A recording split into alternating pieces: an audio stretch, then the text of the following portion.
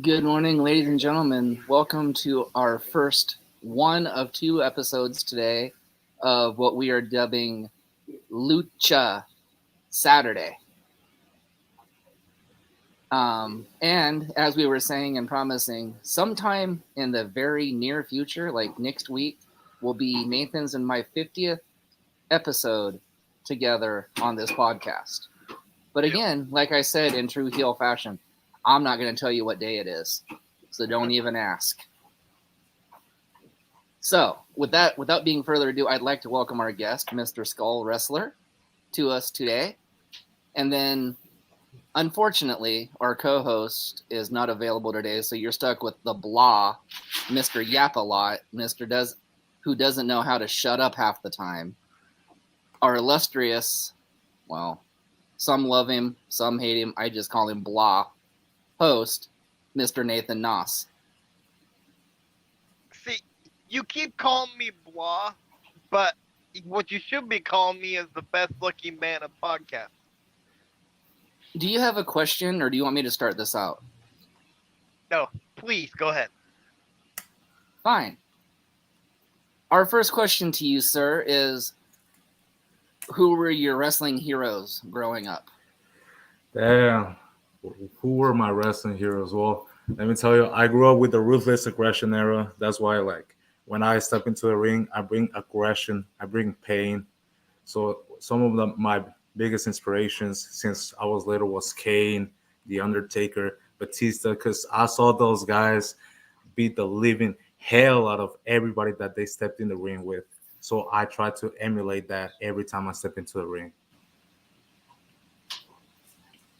Very nice. Cool. Can you tell us your biggest rivals? My biggest rival. Damn. I don't want to call him my biggest rival because he's a good wrestler, because he's really not. He's just a big, loud mouth that doesn't never shut up. But I think everybody knows him around here in Arizona. He's going to Cali. He's going to other places. I have wrestled him in Utah too. But they call him as Pop Chulo.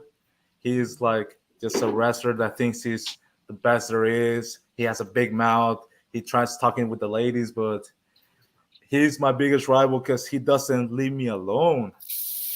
Ever since I started, he has come up to me and tried wrestling me. And time again, I have shown him I'm the better wrestler, but he doesn't never give up. So that he's my biggest rival for that reason and that reason only. Well, you and I have something in common then, because our host doesn't know how to shut up either. So I know he hasn't let me talk yet.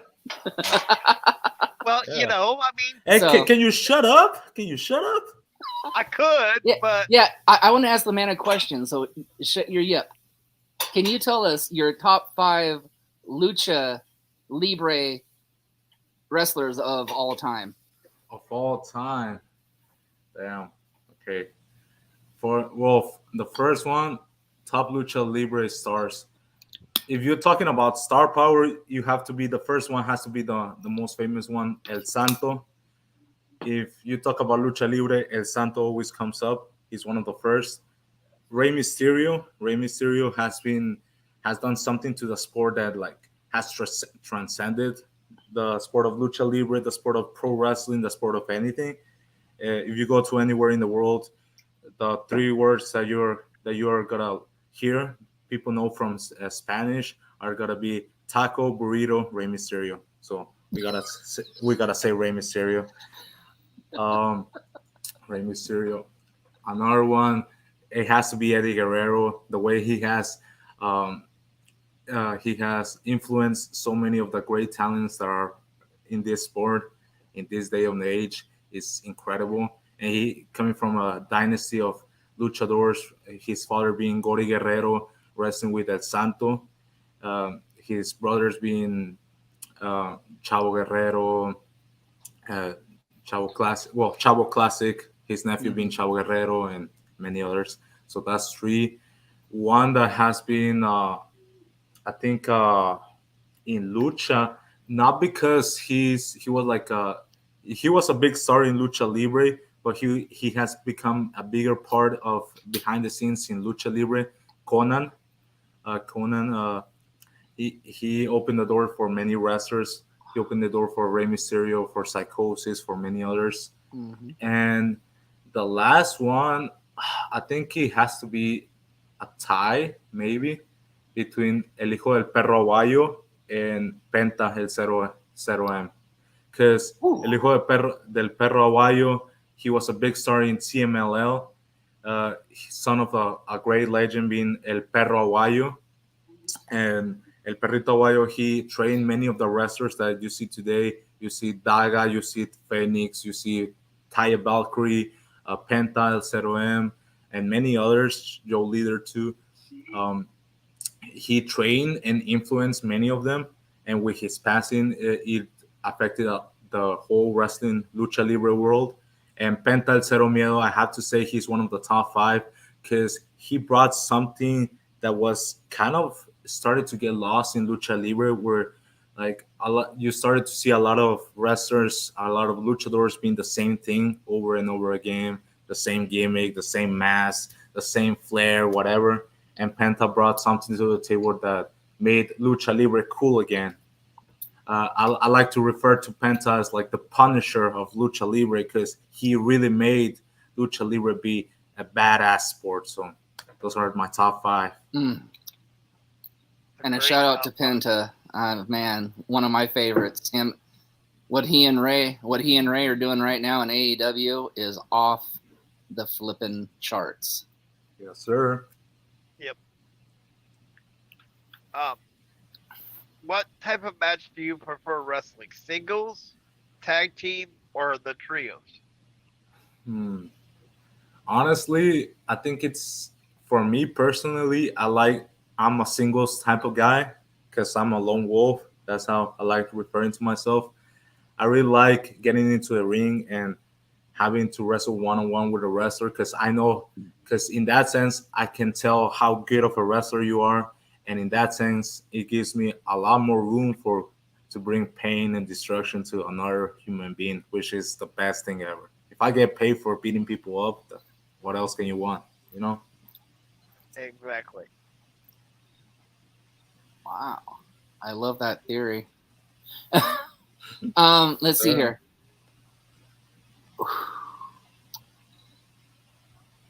Let's see here. Your greatest match of all time. Greatest match of all time. Damn. I think my greatest match of all time has been the last match that I have taken. I took a little bit of a break a couple months ago, but the last match that I had was it was in my hometown in San Luis Rio Colorado, Sonora, Mexico. Over there in Mex. Um, it was I think it was one of the best because first it was in my hometown. That's where I started, where I grew up. That's where I started wrestling. That's where Skull was born. And it was a singles match actually against El Demonio, and it's one of my best matches because I really brought something. Me and him, we brought something out of each other that I didn't think I could like have in the match. Like we gave it our all. Uh, he got like a Coke bottle and threw it at me. Uh, he like we started beating each other up, and it was a great match overall. Like in the end, uh, he beat me because he kicked me in the nuts without the referee noticing. But like, Oh, hey, it happens. It happens. He didn't beat me like a man, but I'm really ready for a rematch coming soon. So we'll see. And if you want to see that match, you can watch it in my YouTube channel. It's called The Wrestler. Just look it up on YouTube. um, it. Can you tell us about the championships you won? Championships I have won. I haven't won any championship as of right now. I have wrestled for a lot of major titles. I have wrestled for the HIW World Heavyweight Championship in Tucson, Arizona, against Twisted, which was a 300 plus, 6 feet plus monster of a man, and that was a really cool match that I had with him. I have also wrestled for the HIW uh, tag team titles, but I left the match. Didn't like the tag team vibe, so I just left. I didn't fucking care, you know. But yeah, those are the main titles I have wrestled with. Um, yeah, and for me, I don't really don't care about titles. You know, I just care about showing people who is boss. It doesn't matter if I have 2 titles, 5 titles, 10 titles, or if I have none. I always show up to the venue as a champion, and I walk out there as a champion, and people know that I am the champion in everybody's minds. Hey, there you go. Love that answer. Love that answer. Really do. Okay, I'm going to put you on the spot again just because I know you love these top 5 questions. So Yes, the sir. question is top 5. I'm going to throw a twist on this. Brother tag teams. Brother tag teams. Ooh. But the first one has to be The Undertaker and Kane, because they might not be real brothers, but you ask anybody and they'll tell you that they are, because they really sold that idea of being brothers, and Right. they're the brothers of destruction. So you know, I gotta say them. So they're the first ones. Second ones have to be Penta El Cero Miedo and Rey Phoenix, because like I said, the things that they have done for Lucha Libre, transforming the sport, modernizing the sport, has been just amazing, phenomenal, crazy to think about. The next ones, I think, that have done a really good job have been the Usos brothers, and I think I want to say the Usos because they have changed tag team wrestling in WWE, because before the Usos, before the Uso versus the New Day matches, tag team matches, they were like, they were cool, they were everything, but like they started bringing some indie elements, the super kicks, the falsies, uh, everything that they have done, and plus they're the bloodline, so you cannot go against the bloodline, let's see who others. Another brothers. Mhm.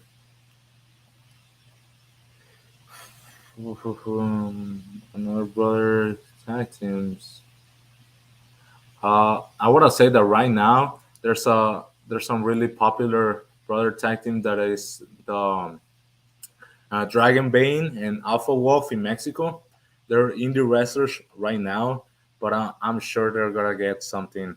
They're gonna become something more in the future. They're future stars. They're doing amazing stuff. They're doing crazy stuff in the ring, and yeah, they're the current Crash Tag Team champions. So they have a good future. I think I see them, and I see the Ray Phoenix and Pantas El Cero Miedo. So yeah, they're the number 4. Number 5. Mhm. Number 5. I'm not, that's really hard. Not gonna lie. Uh how could I forget the Hardy Boys? Hardy Boys for life. I grew up watching Jeff Hardy, watching Matt Hardy. They're they always do crazy stuff in the ring, and how can you not love them? So the Hardy Boys, top 5. So I'm gonna ask a question for our co-host who goes by Big Money, who's a manager, and that way, if he watches this later, he'll see it. What's your feeling on managers? My feeling on managers. Uh, I think that some wrestlers need managers because they really don't know how to talk. And I feel like sometimes managers are just overkill. Because, you know, I'll say for myself, I never have had a manager as of right now, And I think the main reason is because I know how to talk on the mic, I know how to wrestle, I know how to do my job, I know how to get my pay done. But there's some wrestlers that are starting out there that they still need managers. They, they don't know how to talk on the mic. They just get the mic and might be like, "I'm gonna beat you up." Yeah, Yeah, yeah, all brain dead and stuff. And but like, if you need a manager, that's good on you. I don't need a manager. That's all good.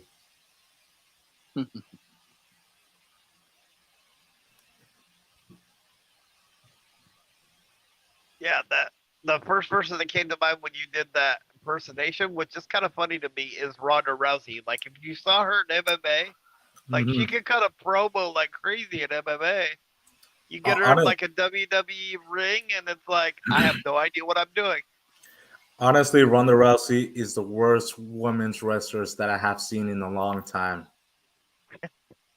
Like, I think Dana Brooke is even better than her, honestly, Yep, Ooh. yep, because Ronda Rousey came with so much hype, with so much promise, but she just didn't want to learn the sport. She didn't want to adapt to it, and she's trying to do her thing, but her thing is not working. That's why they put her with Shayna Baszler, and not even Hmm. Shayna can save her. yeah. So yeah, Ronda Rousey, one of the worst wrestlers, women's wrestlers. Yeah, currently. I would have to agree with that.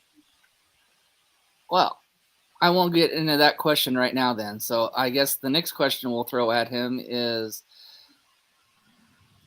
what advice do you have for anybody that wants to get in, up and coming people that want to get into the wrestling business? Put in the work. I tell you, put in the work not only in wrestling practice, put in the work in the gym, because there's a lot of wrestlers that you see them and you don't see a wrestler. Like you see them and you know that they don't work out, they don't do anything with their lives.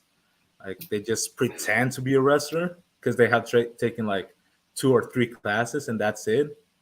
But yeah, put in the work, train how to wrestle, how to do a, a headlock, because there's some wrestlers that don't even know how to do a headlock, which is Wow. crazy to me. And I have seen them. I think I have wrestled a couple, but yeah.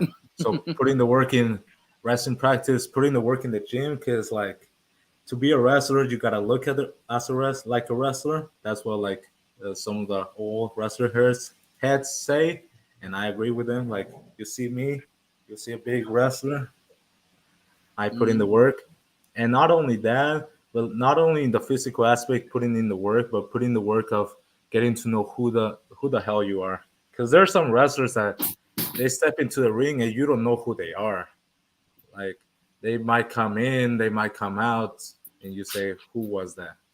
You don't know their character, you don't know their name, or sometimes they don't even believe their character. They don't even believe their own persona.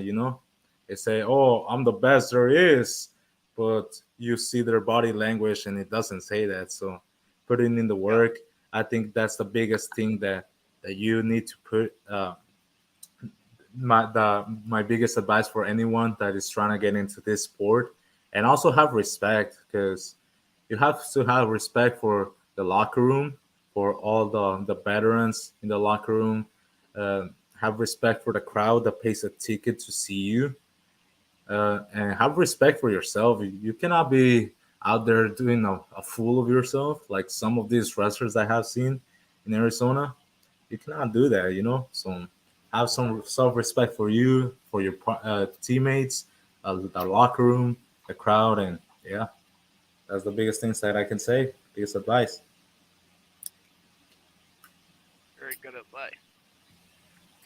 So some people liked this, and some people didn't. What was your thoughts on Lucha Underground? Hmm. Rich Underground. I think it was, for me. It depends, because like you have to divide it into 2 sections when you talk about Lucha Underground.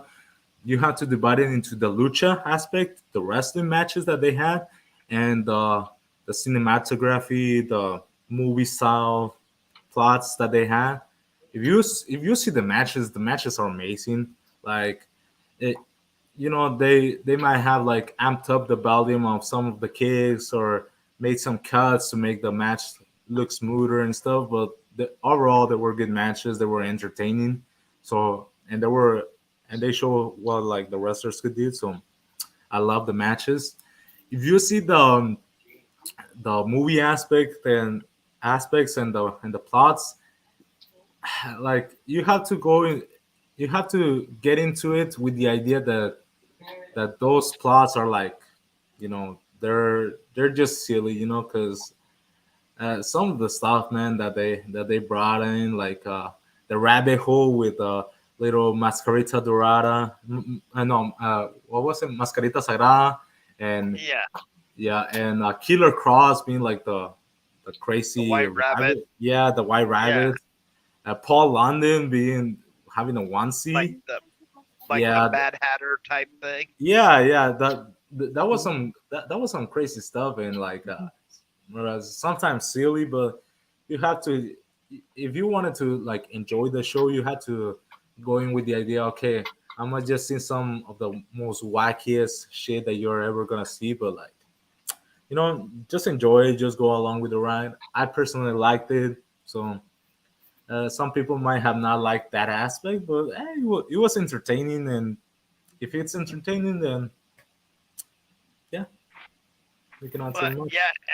and I think it showed some people some characters like that we still see now, like you know, Ricochet, who was the Prince Prince Puma. Puma, You know yeah, what I mean? Prince And Puma, then yeah. Also, Santos Escobar was there. King Cuerno, yep, Johnny Mundo, Cage. Yeah, a lot of the wrestlers. Mm-hmm. Jeff Cobb, who was Matanza. uh, Matanza. Yeah, Yeah. Wow.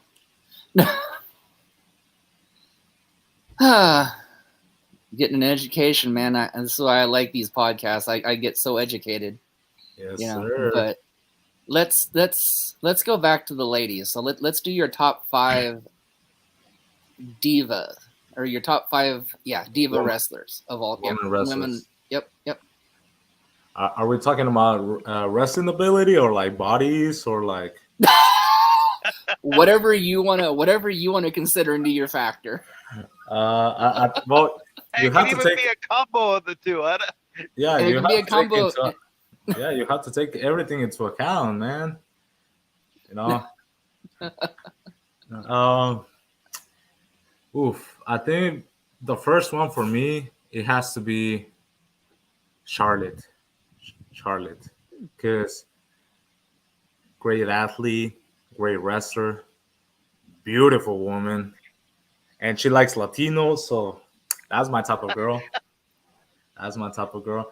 But yeah, no, like honestly, like she with the women's revolution in WWE, she opened the doors. Like people might say, oh, like they're just pushing her down our throats and like they're giving her every single title, like every single time.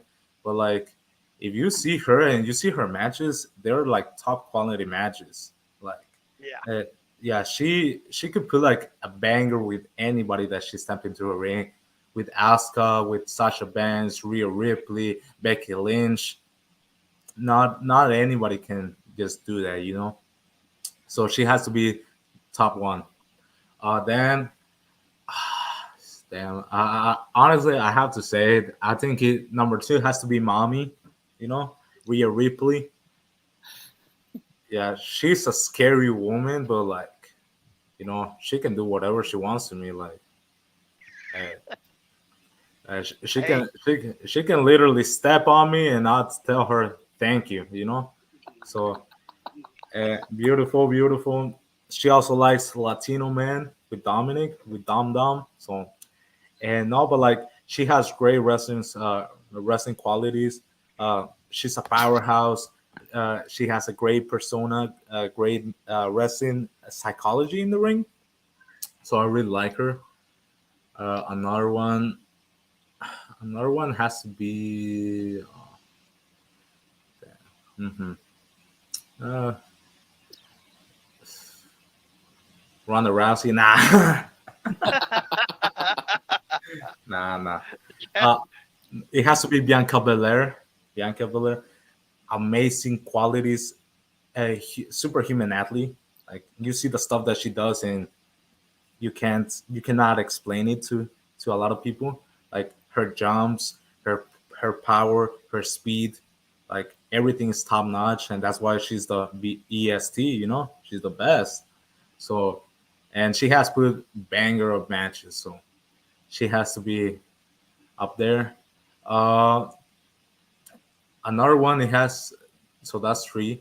Another one has to be Taya Valkyrie because Valkyrie she really adapted into the lucha libre uh, style, but also she didn't lost her essence in pro wrestling style because she has done amazing in Mexico. Uh, Reina de Reinas champions. She was the longest reigning Reina de Reinas champions in AAA, and that's saying something because AAA has had some of the best and toughest women out there. Uh, and she came into TNA Impact also breaking records with her knockouts championships, and everywhere she has gone, she has shown that she's a great wrestler. She's a powerhouse, and I'm excited to see her take out Carhill in AEW for the TBS championships. Which, if you want to talk about bad women's wrestlers, Jay Carhill, another she's also one of the worst. Like I haven't seen her in the ring, but talking about like having a championship for I don't know, it's been like a thousand years since she has won it. She hasn't lost it, but like nobody cares about that championship. Like I honestly forgot about the PBS championship. I don't know what the hell it's called, you know. So Yep, TBS Championship. You're right. yeah. So like that's another. Yeah, I just want her to get rid of that title, you know. But yeah, that's top four, and the last one it's gonna be. I'm not sure if you guys are gonna know her, but it's Fabi Apache. Fabi Apache is she was a women's wrestler in AAA, daughter of the legendary El Apache from AAA, and she's one of the toughest female wrestlers like there has been. She has wrestled dudes, she has wrestled girls, she has wrestled in Japan, which Japanese wrestling is some of the hardest things that you can learn. She has wrestled in Mexico with women, men, everything, and also that's really tough. She has gone to the USA and also showed the ladies how to wrestle. So she's a certified badass, and she has always had like that persona when she steps on into the ring where you know like she'll f you up, you know. So those Hmm. are my top five wrestlers, female wrestlers.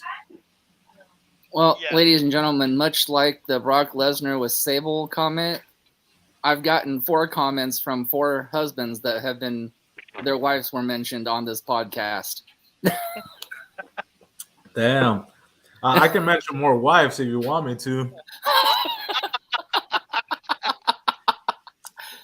Go ahead, Nathan. Um. Well, I was gonna say with Jake Cargill, the reason I agree with you, and the reason is they put her up against jobbers, man, like enhancement talent, and like 30 seconds later the match is over. So how's Mhm. that showing her ability, right? You Yeah, don't know if she's a good wrestler. You know she can go in for 30 seconds and destroy somebody. yeah. And Oh, Yeah. and I agree with you on Apache, man. I saw some of her stuff, and good lord, that yeah. Yeah, and let's be honest, the only reason Jade beat Taya is because they wouldn't let her use the the Valhalla. road to Valhalla. Yeah. Yeah. I don't know. Yeah. It's crazy. But anyways, Nate, question? If you could I s- work for one of the well, I'll throw 5 in there. One of the four promotions: WWE, uh, AEW, Impact, No, it would be five. CMLL or New Japan? Which one would it be and why? It has to be WWE. It has to be WWE because that's the goal. That's every wrestler's goal. Like if you're a wrestler, and you say, "Oh, WWE is not my goal," or wasn't my goal. You're a liar, honestly, because because everybody started with WWE. Everybody's childhood dream was the WWE, and like I know some wrestlers don't want to go there because they are scared of what their characters or how they will be implemented into things. But like WWE has always been the standard of professional wrestling. Has always been the top, the golden standard, the top notch. And you know they have their flaws and they have had a lot of flaws. Don't get me wrong, but like you see the talents that they have there, and they're the best. They're the top notch. You have AJ Styles, the top of the Indies, like at the time, top in TNA Impact, New Japan, and he went to WWE. Seth Rollins too, top of Ring of Honor. You have the Bloodline, the chief. You have the tribal chief. Like, how can you not acknowledge him? Like, and you have Cody Rhodes, where he he was a main eventer in every single company that he went to, and still he went back to WWE to prove something. So that has to show you that if you want to prove yourself that you're the best wrestler out there, you have to be at WWE. So WWE is always the path. There's always good money. So that's another reason why. And the fame, get the Mm. ladies. Oh yeah, yeah, and, Absolutely. and and I agree totally with the bloodline because I think Jacob Fatu's next stop is WWE after his MLW contract expires. Hmm. So let's see here. We've done tag team brothers. We've done the women. We've done lucha. Let's see here. Here we go. Let's do top 5 commentators of all time. Top five commentators. Oof. Eh, honestly, right now, top one has to be Corey Graves. Like Ooh. the way he gets you invested into a match, it's incredible. And like even if you're not a wrestling fan, if you just hear him talk, you get interested into the match. You get a laugh or two, and yeah, he has such a way with words. Uh, he's a great commentator, honestly. Let's see, Corey Graves. Uh, has to be Jerry the King Lawler. Has to be.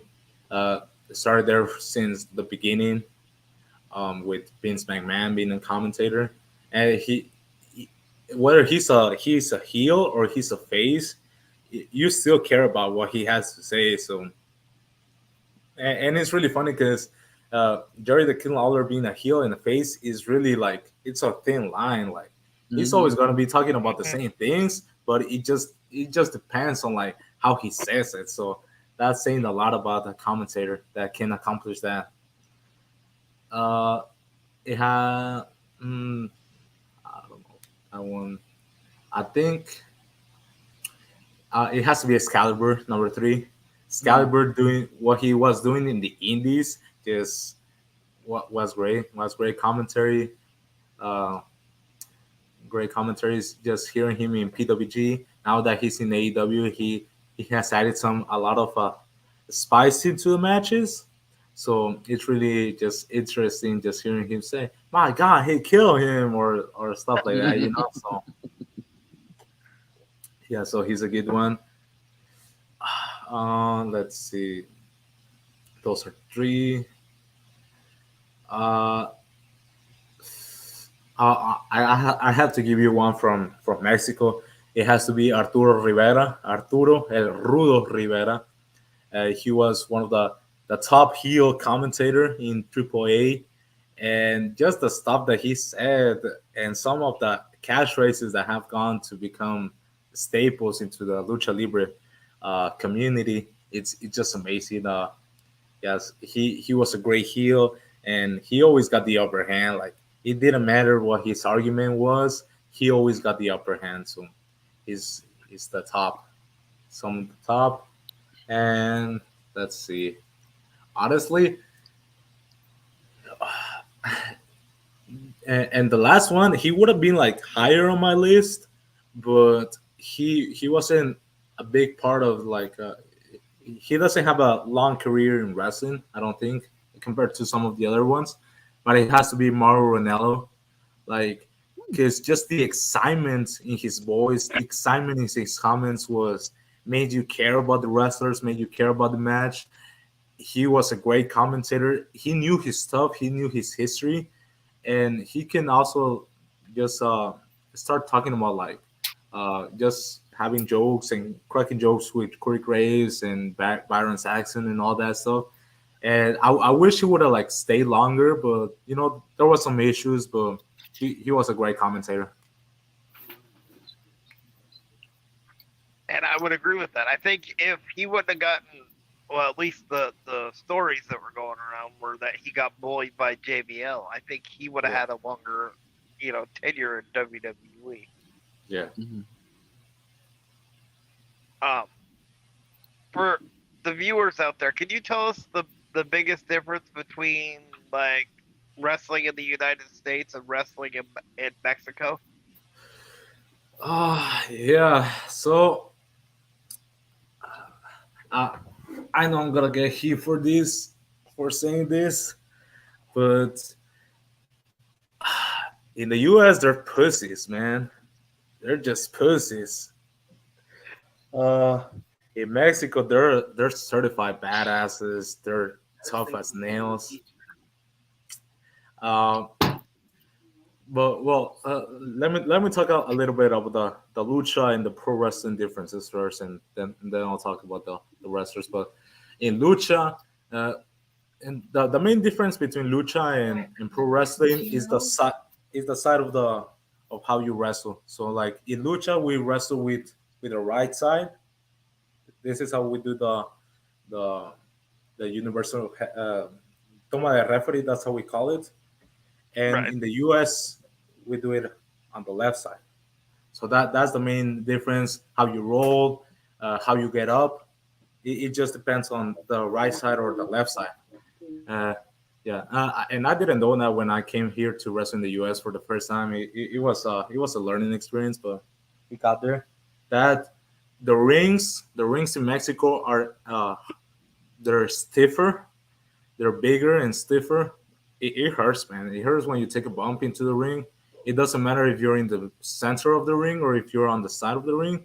It hurts like a MF, when you're in Mexico. When you're here in the U.S., a lot of the rings they have a lot of they have a better springs and better materials that doesn't hurt as much. It hurts, but not as much. But yeah, the rings in Mexico are tougher. And honestly, like the type of uh, for the wrestling style or the difference between lucha and pro wrestling that I have seen is how the wrestlers yeah how they wrestle basically, because in Mexico it's a lot of like quick pace, like they take you down, you have to get up because there's another guy flying in from the top rope, and then you have to go outside, and then you catch a dive and this and that, and it's like quick, quick, quick, quick, and you cannot stay in one place because you're gonna get like car crash into, and you also get to play with the crowd. The crowd gets really invested in. They give you cans of beer so that you can throw to wrestlers, and you get like old little ladies screaming at the top of the lungs that they want to kill you, and it's amazing. I love that. uh, and in pro wrestling it's really different because there's a lot of times where you can just start slowing the pace down, and it goes into being more technical. Like they get you in a headlock, and then they stay there for a little while to catch their breaths and stuff like that. And it's a little slower pace. The crowd, it gets invested, but not into the crazy "I want to kill you" kind of invested. Sometimes it depends. Like if you're in Philly or in Chicago, then that might be different. but like in some of the indie crowds, they don't get like too too like crazy like that.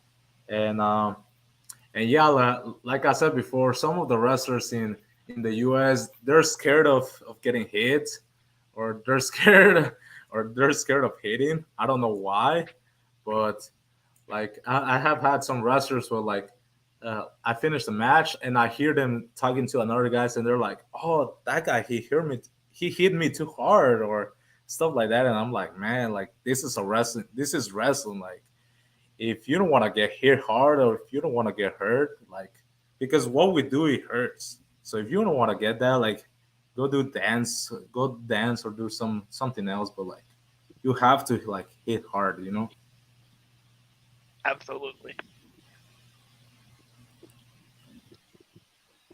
Um, one of the things the biggest differences that I noticed is like, and it happens in the United States too, but I think in Mexico they tell more of the story with the moves. You Hmm. know what I mean? And the transitions that they have in between, like the moves. Yeah, Um, yeah. So, hmm so that was one of the biggest. Uh, and now I'm gonna ask you a question that our other co-host would ask. What's your thoughts on death matches? death matches. Honestly, there it depends. It depends because there's really good wrestlers that have done death matches and they're good matches, and there's some death matches that are just they're how can I say this? Well, I'm gonna get heat either way, so I really don't care. You know, I always get heat, but there's some death matches that are a mockery of wrestling, and the they're a disgrace to wrestling. There's some death matches like because they don't tell a story, you know. They don't tell. They're just doing crazy shit because they want to do crazy shit. It doesn't have a why or a because. It just have a it is, you know. Like I saw in I think it was XPW or I don't remember what company it was, but there was literally a guy that they took his underwear off and they put like a syringe like a where you get like the shots like a Right. yeah, yeah.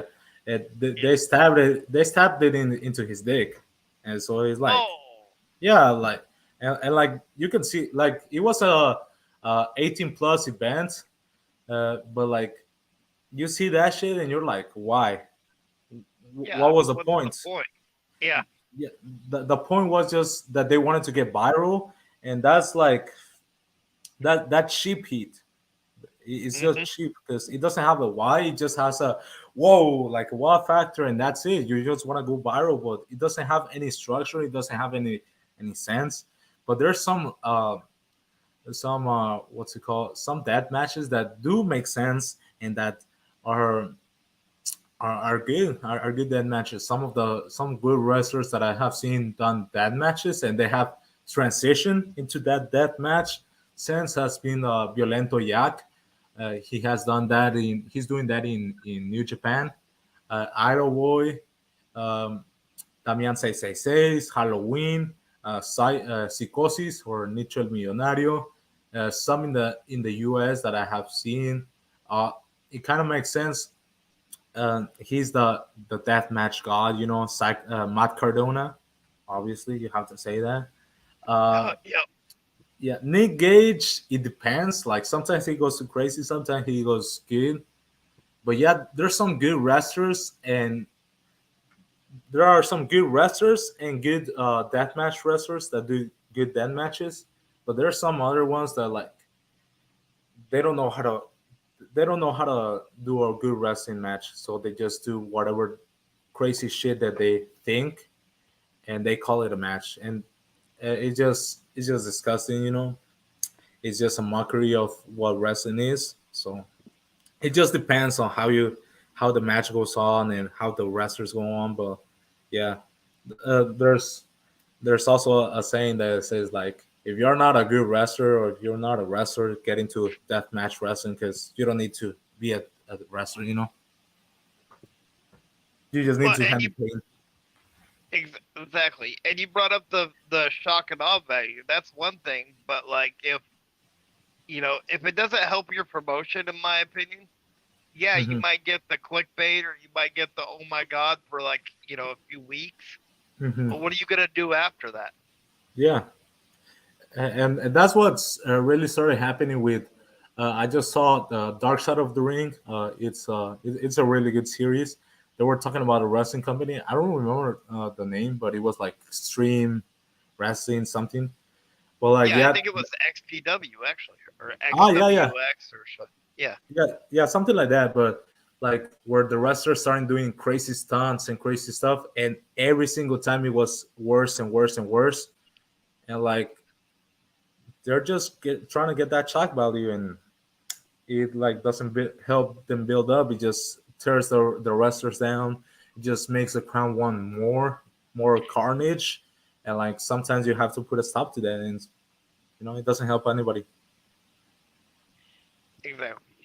So I I like the stack. What's your favorite stack and why? Favorite snacks, damn.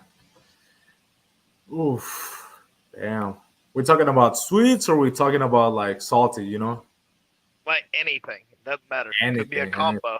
Like Yeah. Oh, okay, okay. So honestly, for me, I really love hot Cheetos.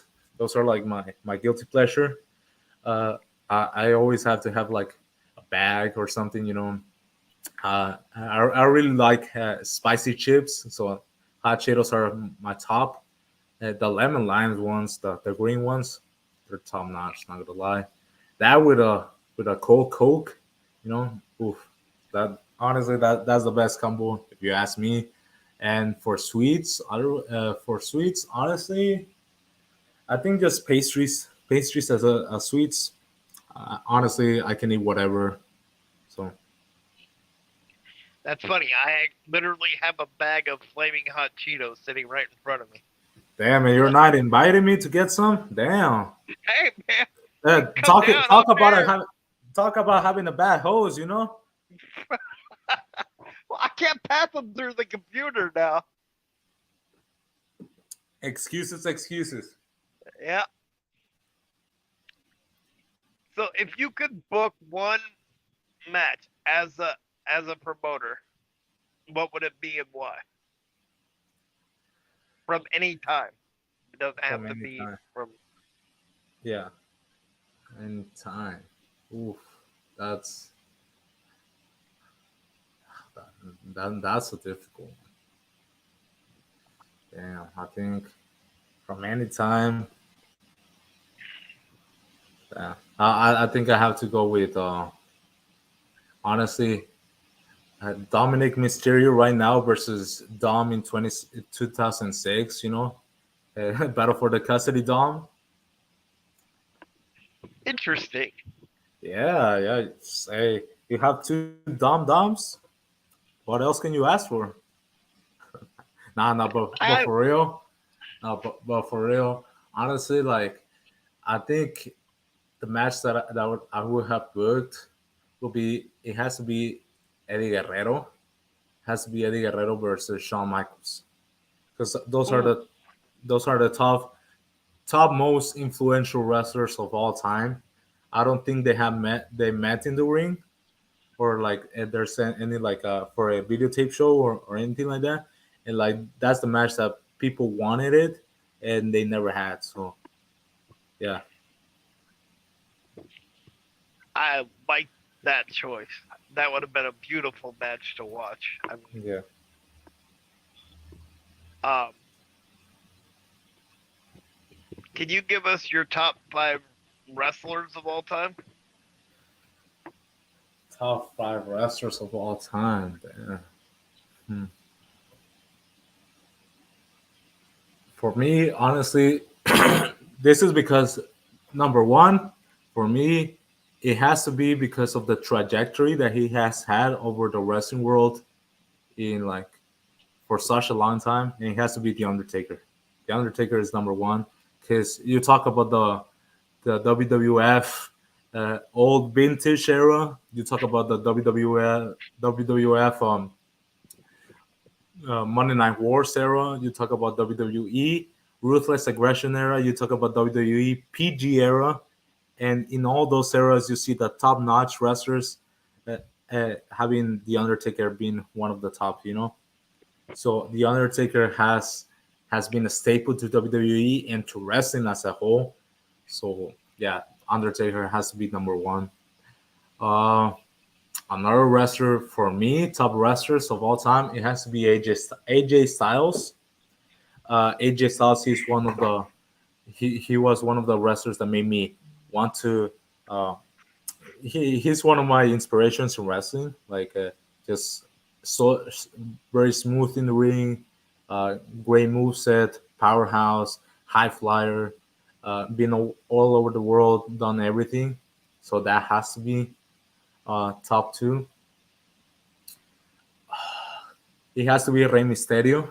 Rey Mysterio top three, because Rey Mysterio, he, like I said before, he revolutionized the world of professional wrestling, and with allowing wrestlers with shorter sizes to be able uh, to go wrestle for different companies. Like if there wasn't a Rey Mysterio, there wouldn't be a Hijo del Vikingo, there wouldn't be a Commander, there wouldn't be Rey Fenix, there wouldn't be a lot of these wrestlers that we see today in age. So Rey Mysterio has to be top three. For me, top wrestlers, like I know there's Shawn Michaels, Eddie Guerrero, Kurt Angle, but like I don't know, like because I didn't grow up watching too much of them, so I wouldn't know what to call. But like let's see, honestly, it it has to be El Hijo del Perro Guayo, number four. Hijo del Perro Guayo for me, because he was one of the wrestlers, one of the heelest wrestlers in CMLL, and he was the top dog, uh, the top dog for the promotion for a long time. He was the top heel at that time, and then he went to Triple A, and he was the top heel of of that time. And so I know he would have gone to do a lot more things. He probably would have been in WWE or something, but like his life got cut short. But he was very influential to all the wrestlers in the back, and just influential in the ring. And for me, like I see his matches, and I want to emulate that. I want to copy the heat and the passion and everything that he brought into the table. I want to do something like that. So he's one of my top wrestlers. And let's see who else. Who else? Yeah. Top five. And the last one, it has to be Skull, man. It has to be Skull. Top five wrestlers of all time. It has to be Skull. It has to be me. Like, nah, nah. Obviously, like I'm gonna get into that list. I don't know when, but I'll get there. I'll get there sometime. But top five wrestlers, it has to be Eddie Guerrero. Eddie Guerrero, like in the top five, because Mm. like I said before, Mexican legend, American legend. He defeated Brock Lesnar. Like not a lot of people can say that. So he's one of the top five wrestlers. Yeah. Yeah. Love And that. I was gone a few minutes. How rude of you to not share your spicy Cheetos with Skull. Right. I can't I'm pass them through I'm the computer. I'm half Just tempted. I'm half tempted to give Skull your address just so I can watch him complete my next question. What is your finisher, sir? my finisher. Damn.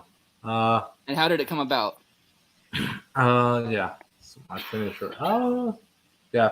Honestly, like when I first started, my first finisher was the Rings of Saturn, like Neville style, basically, just like the Brutalizer style, and that went about just me uh, thinking about how to end the match.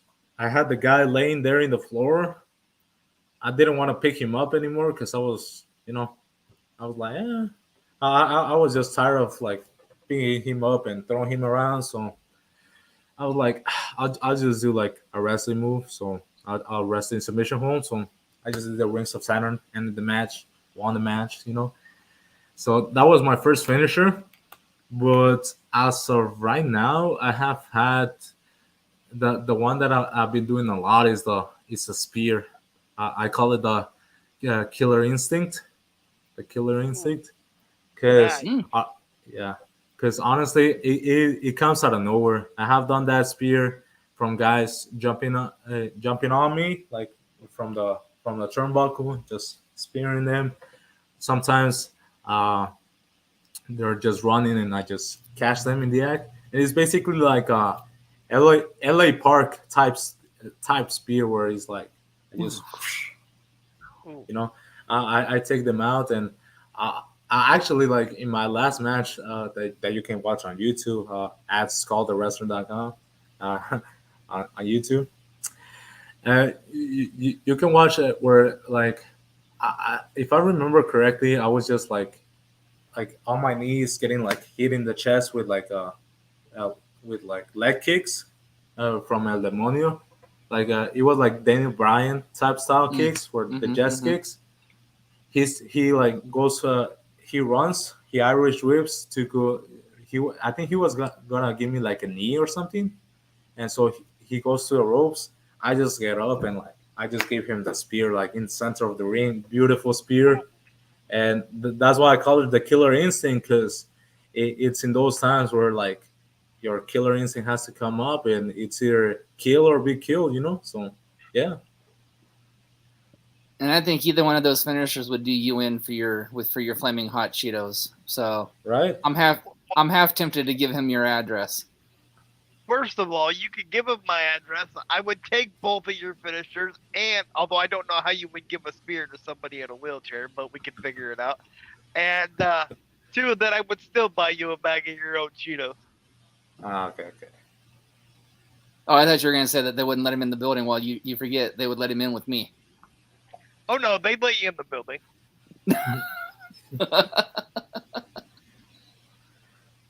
So if you could have a dream tag team partner, who would it be and why? Rhea Ripley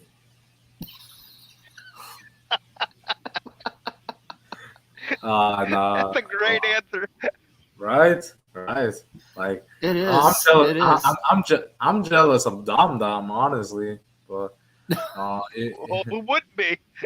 yeah right if I could have a dream partner who would it be and why honestly I have never been one to be like a tag team partner type but like I have always been like a solo type wrestler but honestly this might surprise you guys and this is not a joke but honestly my dream tag team partner is Dominic Mysterio because I know he has a lot of potential and I know he's reaching it being a heel and I know how to be a heel and I think we can have like great matches and great chemistry together you know and honestly like we can like bring back the filthy animals like his dad did with Rey Mysterio and Conan and Billy Kidman. Mm. It could be Oh, I Skull and love that Dominic. idea. Yeah, so the filthy animals with Dominic and Skull and having mommy be with us, you know. That's the dream team. So, Huh? quick follow up to that. Do you think they'll ever have Dominic, don like a luchador mask? I mean, there's been some talk about that, but Yeah, as soon as he takes Nah, his daddies. As soon as he yeah, takes his nah. daddies. Honestly, I think he might have like an entrance mask where like he has a mask and like how Rey Mysterio used to have like the big bag Mm-hmm, type mm-hmm, mm-hmm, mask mm-hmm. and just takes it off. I think he might do that sometime, but no, because there's no point. There's no point in Mm. him having a mask. Like we have already seen his face, we have already seen his character, and I think just putting a mask over his like his persona, his character that he has worked so hard for, it would just like bring him back a few steps, you know. So I don't see any point, and yeah, I don't think he needs it. I don't think he needs a mask. Yeah, I like that idea of him doing it like when he comes out, like Andrade El Idolo used to do it at NXT, Yeah, or Santos Escobar now in WWE. You know, when he comes yeah. Mm-hmm. out.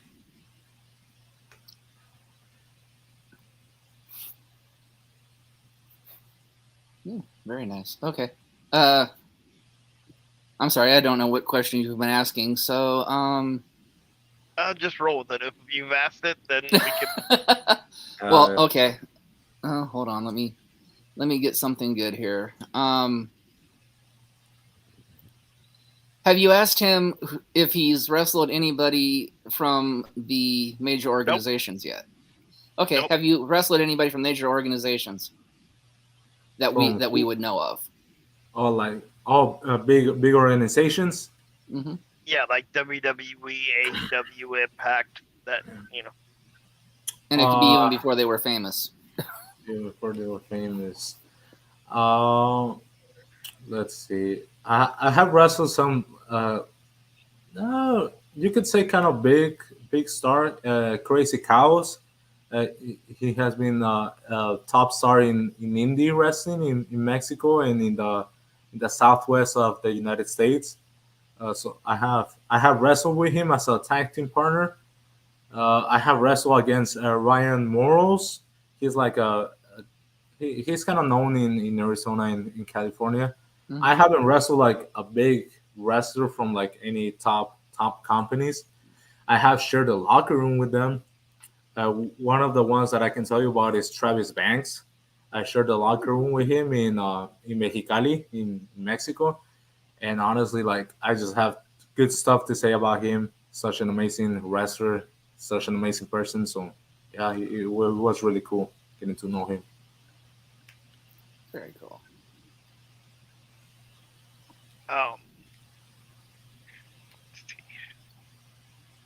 So if okay, if you could book a whole like dream card, like if they came to you and said, here's money, book your dream card Hmm. for a promotion, what would it be, and who would the wrestler be?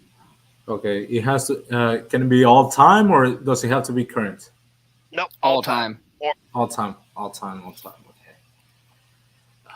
Okay. I think. Okay, uh, let's see. Damn, damn, this is kind of hard, but so probably for me, a card needs to be at least 5 matches. Like a good card needs to be at least 5 matches. It needs to be the main event, semis. Then it's like the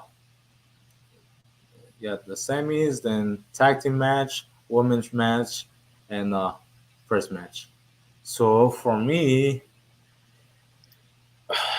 damn, I think for like the third match, it has to be like in the middle of the card.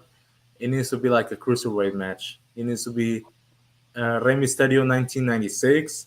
It needs to be Hijo del Vikingo right now, Commander, and Psychosis. oh, Or I actually make it a tag team match. Rey Mysterio 1996 with Hijo del Vikingo against Commander and Psychosis. Uh, or wait, yeah, no, I got it now. Rey Mysterio 1996 and Gringo and Hijo del Vikingo versus Gringo Loco and Psychosis, because they're oh, because Gringo Loco and Hijo del Vikingo have had great matches, the same as Rey Mysterio and Psychosis did. It's just a tag team match between those four. Craziness, and it needs to be at the middle of the card because it just gets that's the peak, and then they need to hmm come down, and then they need to go up again. So a good card, it needs to start off with a banger, good match, with a great match to begin with, to open up with. Then the second yep, match, it can be a little bit less. Then the third match, it needs to be more. Fourth match goes a little bit down, and it's just like a chart, it needs to go up. So that's the third match. The second match, it needs to be a women's match, and honestly, it's a match I really want to see. It's it needs to be Rhea Ripley versus China. Ooh, Two I like that one. powerhouses, yeah, two powerhouses of women wrestling, of women wrestlers. Okay. Yeah, great match. Then let's see. The fourth match, the fourth match, number four, it needs to be like a bigger dudes, like a little slower pace, but like still like you see it and you're like whoa. So probably it might have to be like probably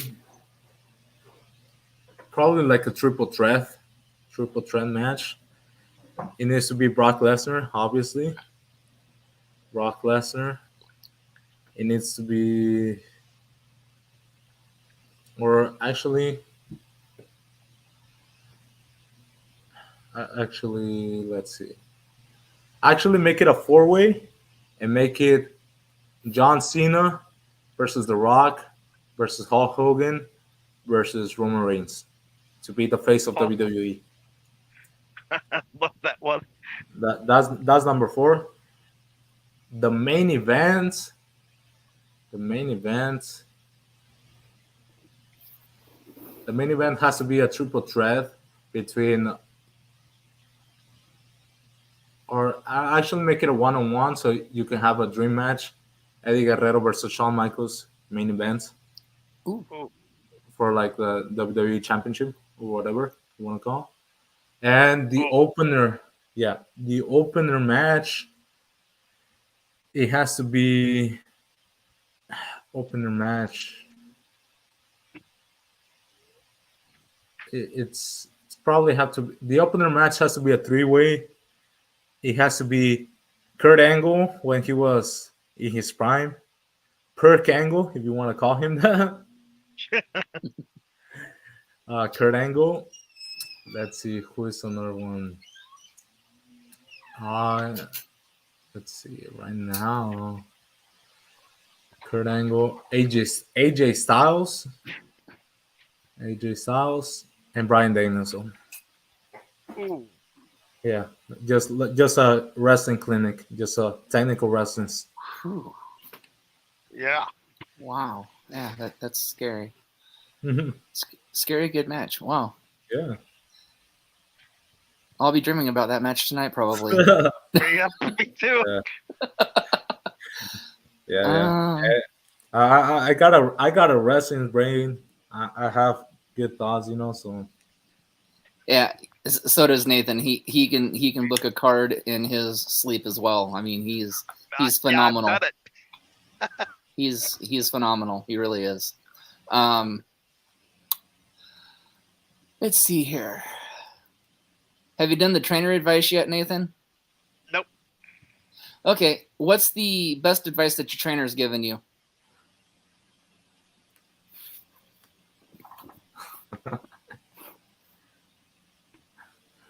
honestly, so first, let me say I have had three trainers in the course of my wrestling career.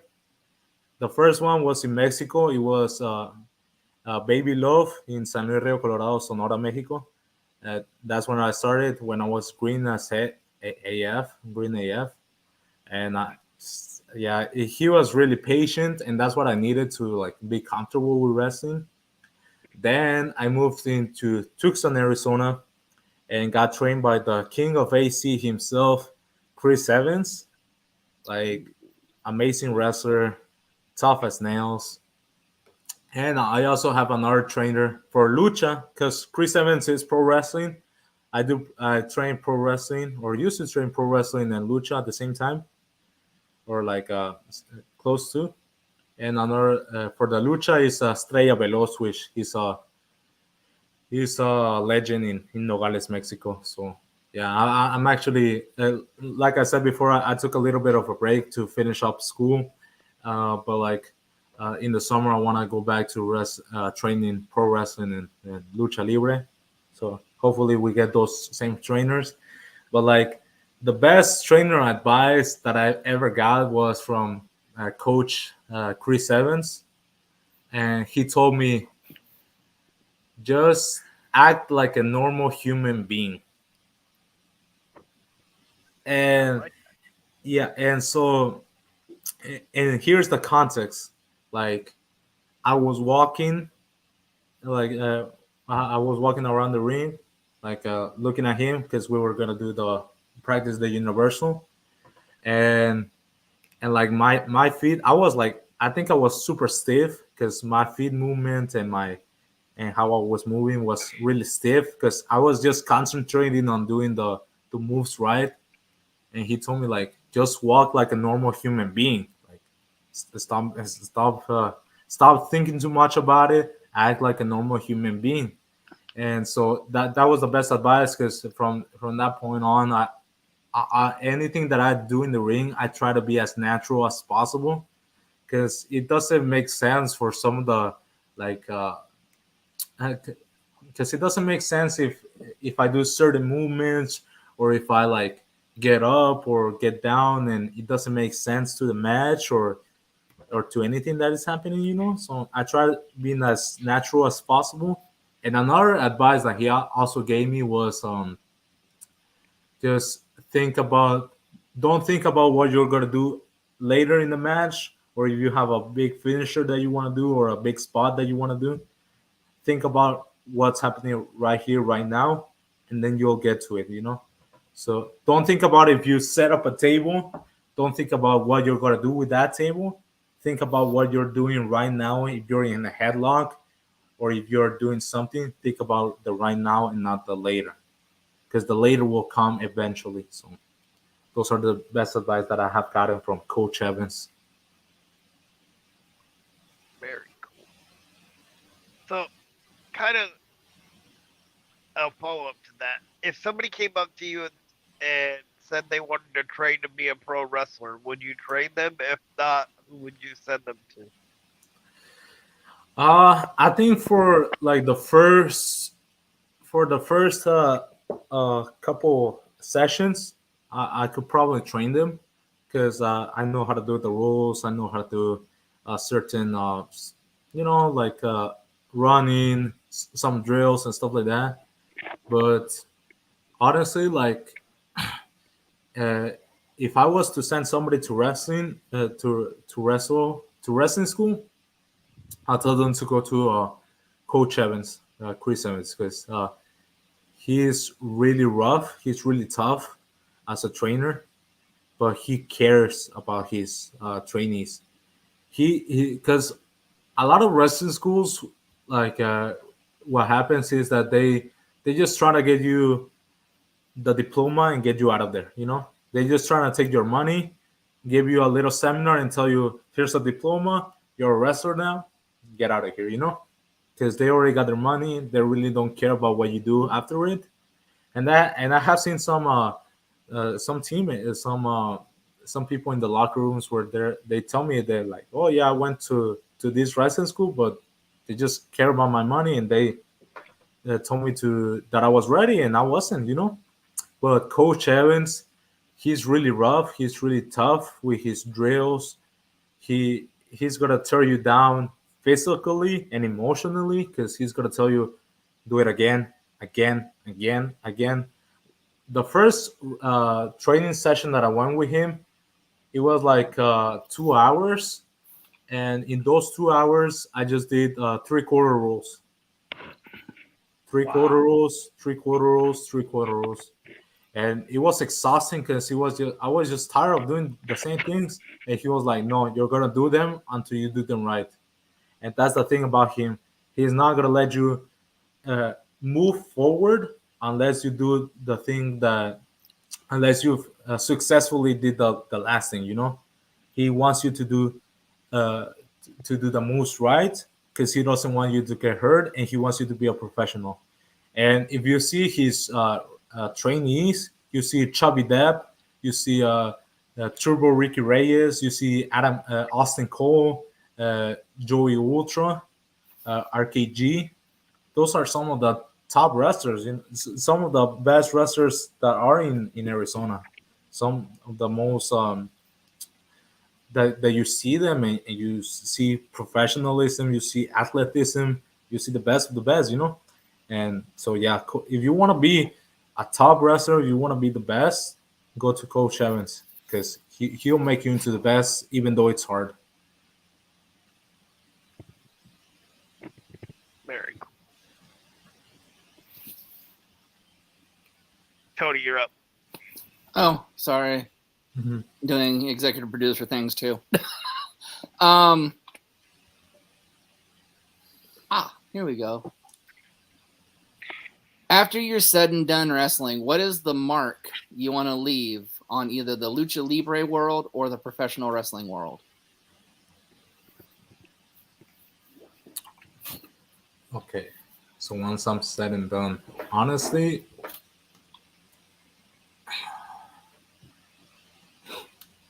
I want to transcend wrestling. I want to transcend lucha libre. I want to transcend professional wrestling. I just don't want to be just known for being a wrestler. I want to be like I want to have people that don't watch wrestling know who I am and know that I have done other stuff.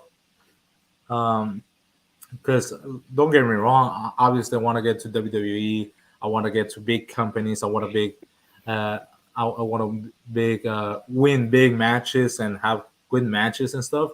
But also I want to do a lot more to promote the world of wrestling. To promote. I want to be like how Rey Mysterio is, where he like everybody knows him. I want to be do something like that, but I want to be bigger than anything, than anybody has done. I want to be bigger than The Rock, bigger than John Cena, bigger than Rey Mysterio. And I know those are big talks, but you're gonna see it soon. You're gonna see it soon. Very, very cool.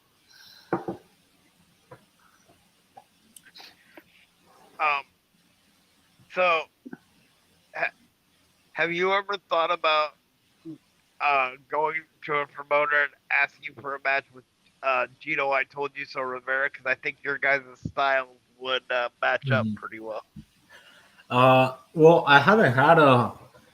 I don't think I have ever been in a wrestling event with him. I don't think he. I have been in wrestling events with his trainees, Dante King, Gypsy, Ocean.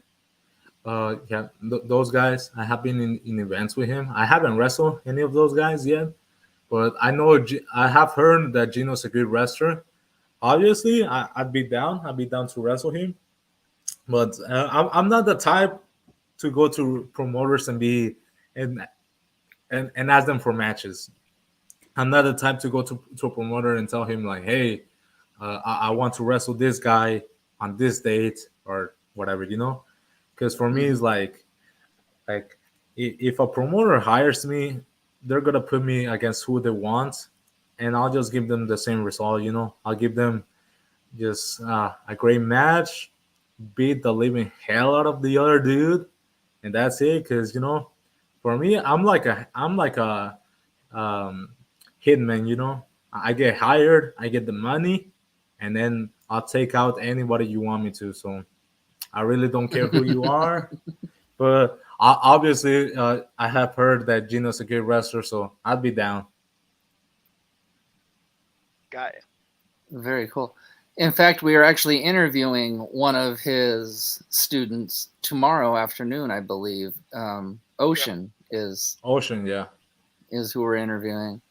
I'd love to get Dante and Gypsy, but they keep avoiding my texts. So Yeah. Yeah. No, they're too busy. They're too busy, I think. But yeah, Ocean is a good technical wrestler. I have seen him. He's a good technical wrestler. Dante is also a great wrestler. I've seen some of his work too. Yeah. Gypsy too. Gypsy with the women's wrestling, like she has won a lot of championships. But yeah. And but they're too busy. So. Oh yeah. In fact, I think I'm gonna try to get up to Gypsy's Washington State debut Oh, really? She's actually coming to Washington in July, so I might try to get up to her Washington State debut. Yeah. Oh, that's cool. Just to watch her. But okay, so I guess the question's to me.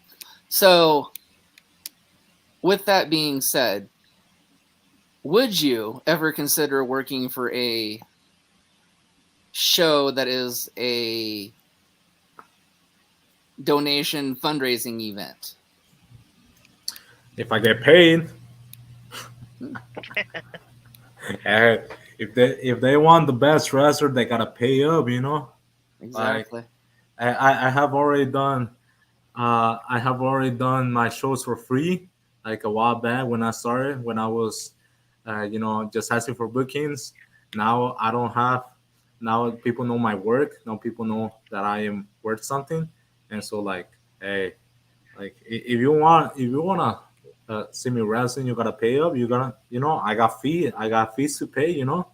I gotta pay for Exactly. food. I gotta pay for food. I gotta pay for transportation and stuff like that. If it's like for a nonprofit for like whoever, like I'll be down, but like you gotta pay up. You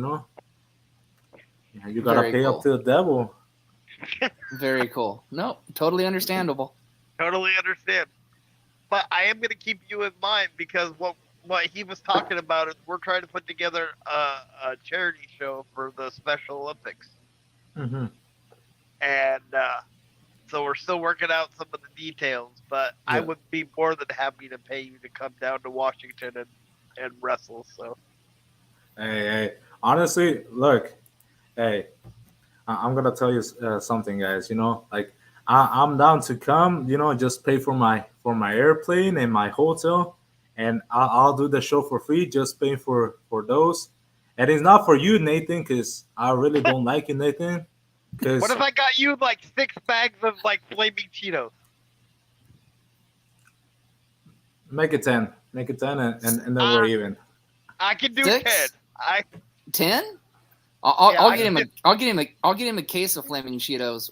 We can cut out the middleman. Nah, no, but for real, like honestly, yeah, I'll be down to come to Washington. Just like I said, if you pay my fees, if you pay my airplane and my hotel, if it's a nonprofit, I'll do it for free. Just pay for my trip. If it's like a normal event, obviously I need to get paid. But No, uh, exactly. Oh yeah, since yeah, absolutely. yeah, but like yeah, you guys, I'm down to go to Washington. I never been there to wrestle, so just pay for myself, and I'll be there. Like I have gone to Utah. Uh, also, they want me to go to Utah this summer, I guess. So we're still Very talking cool. about that. So, but Very yeah, Yeah. if it's a That- nonprofit for the Special Olympics, just get my trip paid for. I don't. I wouldn't charge you for the match. okay. Cool. Very cool. That's awesome to know. So, do you have a question, Nathan? Yeah. What's your future goals in wrestling? My future goal. So right now, like I was wrestling kind of part time because I was doing school at the same time. I was finish up university, so I was doing half, like not training as much as I could, and like not going to as many shows as I could because obviously I had homework, I had exams and stuff like that. But now that I'm like just graduated, recently graduated, I'm gonna have my job, my official job, and like I think it's like a 9 to 5 job. So I'm gonna be able Mm-hmm. to train more, gonna be able to make more trips to, like, on the weekends to go to different wrestling shows. So that's the goal, just keep on training, keep on going to wrestling shows, and make something, make a skull a household name. Not only in Mm-hmm. Arizona, going to Cali, going to all the way in the southwest, southeast, uh, the north, northwest, northeast, Mm-hmm. and going over there to Washington to give Nathan a spear. So I'll take it. And like we say, we talked about our co-host earlier. He's actually a manager in SoCal, so I'll have him get a hold of his SoCal contacts for you. No, yeah. Hey, tell him that I'm not really one for to get managers. Like I can talk by myself and I can wrestle by myself. But like, hey, if he wants to beg me in another show, I'll be in another show in Cali. I'll be down. I'll be down. I get Yeah. a manager for the night. Yeah, he knows a lot of promoters in the SoCal area, so he might be able to get you in the door in Southern Yeah. California. Yep. Yeah. He's good at what he does. He's been doing it for 8 years. So, so I guess with that, Nathan, do you have a follow up or an end question? Nope, not really. Okay, well, with that, I guess there's been a lot of talk. It's now time for the ending. Mr. Noss, just because our big money owner isn't here doesn't mean I don't have endless funds to his bank account. So we've got an endless supply of flea dip. Dude, you stink. It's time to get your fleas off of you so you can stop itching. So please, have your nurses get you your flea bath. And as I said before, the Vancouver clinic just stopped calling me. Just go down to Tucson if you have to, down to Arizona, and find yourself a nearest vet. And please, everybody, help control the pet population. Please, by God, have your host spaded or neutered. Good night, everybody. Good night.